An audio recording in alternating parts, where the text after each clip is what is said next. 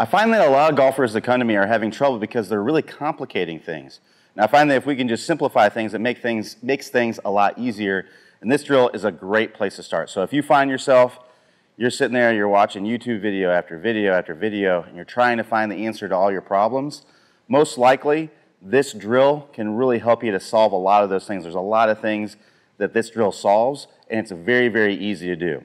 So a big issue that I see with a lot of golfers is how they are positioned at the top of the swing.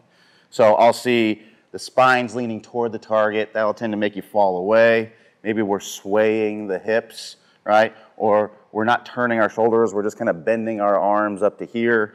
Maybe we're laying the club off too much, too far across the line. That can make the club come down in all kinds of funky ways. And it just makes it very, very difficult to get down to the golf ball in a good position. So what I have is a drill here that's really going to help you to find that proper position at the top, so that way you can more easily transition that to the downswing. Because most of the time the downswing issues, like I said, are because of what we're doing in our transition. If we can get into a good position there, a lot of times that will just solve a lot of the things that are going on in the downswing. So what we're going to do here is we're just going to get in our setup position, and we're going to take the club and we're going to put it here, right up here on my shoulder, right up here on my right shoulder. For a lefty, it would be your trail shoulder. Okay. Then from there, what I want you to do is I want you to stay in your posture. We don't want to stand up. And I want you to turn your shoulder to where basically you're looking over your shoulder at the golf ball. Now, when you're doing this, it's important to turn your hips. So we don't want to slide the hips this way, or we don't even really want to slide the hips that way. We want to stay very centered with our hips as we go up to the top, all right? So that's what we want to feel there. And like I said, we want to turn that left shoulder down, that lead shoulder down, and toward the golf ball. Now from here, all you're going to do is you're going to straighten your lead arm and try to get it as high as you can. So I'm going to straighten it up and get it as high as I can. Now from there, that's about the perfect backswing position. That's as good as I'm going to do. Now, in the actual swing, you will probably go longer than that because you're going to have momentum and everything kind of bringing that way. But from a static position, this here, we straighten out, we put the club up here on our trail shoulder, we turn our hips, we turn our lead shoulder down toward the golf ball, then we take this and we put it out in front of us, right? Now when I do that, I want to straighten out my lead arm, and I also want to keep my lead wrist relatively flat. So I don't want to go here and then have the club like this. I don't want to wrench it with my trail arm either. I don't want to be doing anything. I want to stay nice and relaxed here, up on my shoulder, turn my shoulders down, and straighten out my lead arm. I want to relax my trail arm and straighten out my lead arm. This is going to put you in a good position where your trail arm has some bend in it and your trail wrist has some bend in it. We're just trying to get this to be pretty much a straight line. Now in your actual swing, I'm really not that concerned if your lead arm has some bend in it. There's lots of great players that have bend in their lead arm. What I'm concerned with is, are we getting a good turn with that bent lead arm, right? Now, everything can be overdone, right? If you're getting a big turn and then you're also going like this, and you're just bending way too much, that is a concern. But as long as we have it relatively to some slight bend to pretty straight, we're going to be in a good position. All right, so don't worry about some bend in your lead arm. I have a lot of golfers that come to me that are worried about their lead arm breaking down a little bit at the top. I'm not worried about a little bit of breakdown. That's completely fine, because a lot of times what happens is if we have that little bit of breakdown, that will actually tend to straighten out naturally in the start of the downswing. And even if it doesn't, even if you maintain that little bend all the way through, again, I'm not too concerned with that. It's mainly about our wrist and getting a big turn. I don't want to have a ton of cup in this wrist.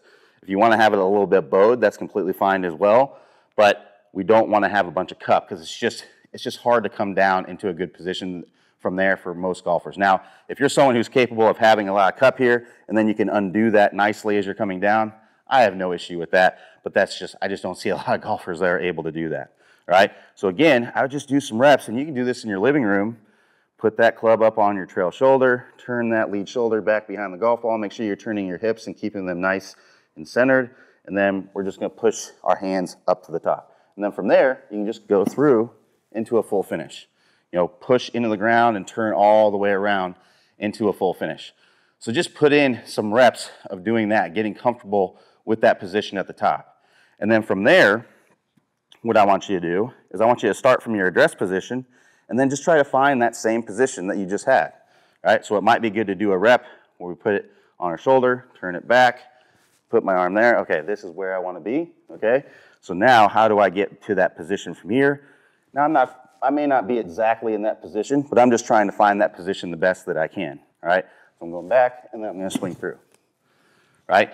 And just things are a lot easier when that club's in a good position. You see, a lot of golfers, they get the club up here, right? And then we got to stand up out of it or something like that to get it in a good spot. Or we get to it where it's too laid off, and then we'll kind of pull it down, and that will make the club come down steep. So we don't want to be too laid off. We don't want to be too across the line. A little bit of either is usually fine, depending on how you're coming down. But generally, we just want this to be in a good spot, about right in here. This isn't across the line. This isn't too laid off. It's in a good spot. And I just find that easily by just pushing my hands out in front, then I can swing down and through from there. So once you get comfortable with finding that spot, and you can even look on video and see, okay, am I finding that good spot, right? And then I would start doing some swings where you don't do the pause, or maybe you just minimize the pause. So instead of doing that hard pause at the top, I've got it, and then I swing through. Once I've got that, I'm going to start trying to do it with just a very slight pause at the top. So I go there, found it, and then I go through, right? Check that on video. Make sure that that's pretty close to what you're doing. And if it's way off, then just go back to doing more of these to help you find it. You just need more reps to help you find that good spot. Once you start getting more comfortable with that, then we can start taking the pause out completely, just making a nice fluid swing. So I'm just going here. I might do one of these to help me kind of find that again, right? So now I'm going to try to do a fluid swing, right, where I'm finding that same position, right?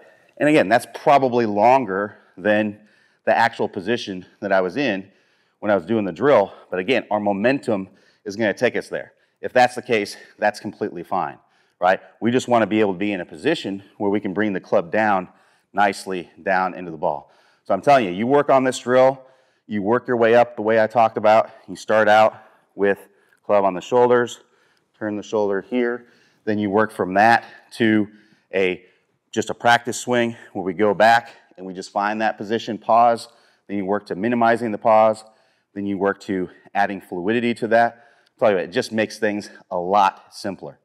So this is a really great way to get your backswing on the right start. But now, how do we get that downswing? I know a lot of people struggle with rushing the downswing. Now, a lot of that has to do with what we talked about here, where we just have the club in a bad position, and we just feel like we have to rush things. But sometimes, we're just going to feel rushed anyway. So what I would recommend you do is check out this bonus video that I have for you, where Clay Ballard, the founder of Top Speed Golf, he's going to go through an awesome drill that's going to help you to stop rushing that downswing.